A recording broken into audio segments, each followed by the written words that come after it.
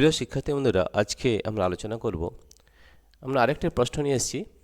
দেখো, এই প্রশ্নটা হচ্ছে কি রয়েছে সেটা একবার দেখে নেব। তারপরে আমরা আলোচনা করব যেটা আমরা কি ধরনের সমাধান করতে পারি।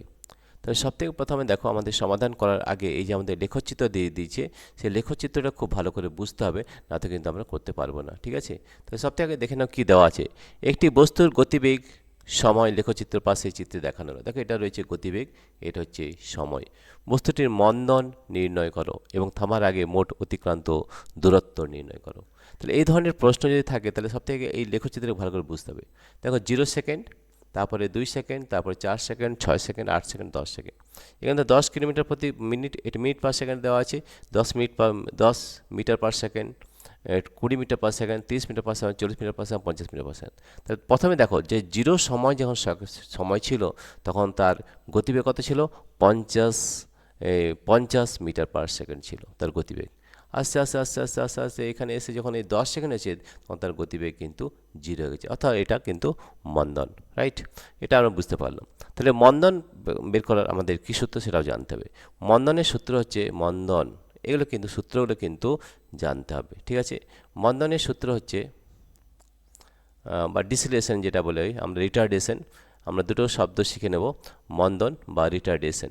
হ্যাঁ, রিটার্ডেশন, রিটার্ডেশন ইংরেজি শব্দটা কিন্তু আমাদের শিখতে হবে। তাহলে মন্দন হবে অন্তিম গতিবেগ মাইনাস প্রাথমিক বেগ। অন্তিম গতিবেগ কত ছিল? অন্তিম গতিবেগ ধরে নাও এটা ভি। ঠিক আছে? তাহলে V minus you by T. ঠিক আছে? তাহলে সময় কত লেগেছে? সময় দেখো, সময় যদি আমরা দেখতে পাই, তাহলে এখান থেকে এখান পর্যন্ত ট্রাভেল করতে কত সময়? 10 সেকেন্ড। তাহলে সময় হচ্ছে 10 সেকেন্ড। আমরা এটা লিখে নেব, 10 সেকেন্ড, 10 সেকেন্ডস। ঠিক আছে? সময় লেগেছে। আচ্ছা, ভি কত আছে দেখো। ইউটা তো আমরা দেখে নিচ্ছি আগে। ইউ রয়েছে কত? 50। ঠিক আছে? ভিটা কত? 0। ঠিক আছে? তাহলে এটা হবে 0 মাইনাস ইউ কত? 50 মিটার পার সেকেন্ড, তাহলে 50 মিটার পার সেকেন্ড। সময় কত লেগেছে? 10। তাহলে আমাদের কথা হচ্ছে -50/10, 0 0 কেটে গেল, তাহলে -5 মিটার পার সেকেন্ড স্কোয়ার। এটা আমার মন্দন। বোঝা গেছে? মাইনাস কেন হয়েছে? এই জন্য মাইনাস হয়েছে, মাইনাস মানে হচ্ছে নেগেটিভ ডিরেকশন, অর্থাৎ এটা কিন্তু মন্দন। যদি প্লাস হতো তাহলে কিন্তু আমাদের ত্বরণ হতো। বোঝা গেছে? এবার দেখো, থামার আগে মোট অতিক্রান্ত দূরত্ব। সব থেকে আগে মনে রাখতে হবে যে গতিবেগ এবং সময় যে আমাদের রয়েছে, এর যদি অতিক্রান্ত দূরত্ব বের করতে হয়, তাহলে আমাদের কী বের করতে হয় সেটাকে জানতে হবে। কী বের করতে হয়? যে আমাদের লেখচিত্রে রয়েছে তার ক্ষেত্রফল নির্ণয় করতে হয়। কী রয়েছে? ক্ষেত্রফল নির্ণয় করতে হয়। রাইট? তাহলে থামার আগে মোট অতিক্রান্ত দূরত্ব আমরা লিখে নিচ্ছি, অতিক্রান্ত দূরত্ব, অতিক্রান্ত অতিক্রান্ত দূরত্ব সমান কী হবে? দেখো, অতিক্রান্ত দূরত্ব সমান হবে এই যে আমাদের ক্ষেত্রফল, এই যে আমাদের ত্রিভুজ রয়েছে, ত্রিভুজের ক্ষেত্রফল। ত্রিভুজের ক্ষেত্রফলে আমাদের সূত্র কি সেটাকে জানতে হবে। কি হয়? আমাদের ও এ বি, তাহলে ও এ বি এর ক্ষেত্রফল নির্ণয় করতে হবে। এর ক্ষেত্রফল এটা আমরা জানি, আগেও পড়েছি। ক্ষেত্রফল বা এরিয়া, ক্ষেত্রফল মানে হচ্ছে এরিয়া। তাহলে দেখো, এই যে ত্রিভুজ রয়েছে, ত্রিভুজের ক্ষেত্রফলের যে সূত্র সেটা কি? সেটা হচ্ছে হাফ গুণিত ভূমি গুণিত উচ্চতা। এটা আমাদের জানতে হবে, ভূমি গুণিত উচ্চতা। এই সূত্রগুলো যদি না জানো তাহলে কিন্তু করতে পারবে না। ঠিক আছে? তাহলে হাফ গুণিত ভূমি কত আছে দেখে নাও। ভূমি আছে আমাদের, এখান থেকে ভূমি রয়েছে আমাদের কত আছে দেখো, এখান থেকে এখানে আছে 10 সেকেন্ড আছে, এটা 10, এটা ভূমি। ঠিক আছে? কত আছে এখান থেকে এখান পর্যন্ত কত আছে? 10 আছে, তাহলে 10 হচ্ছে ভূমি।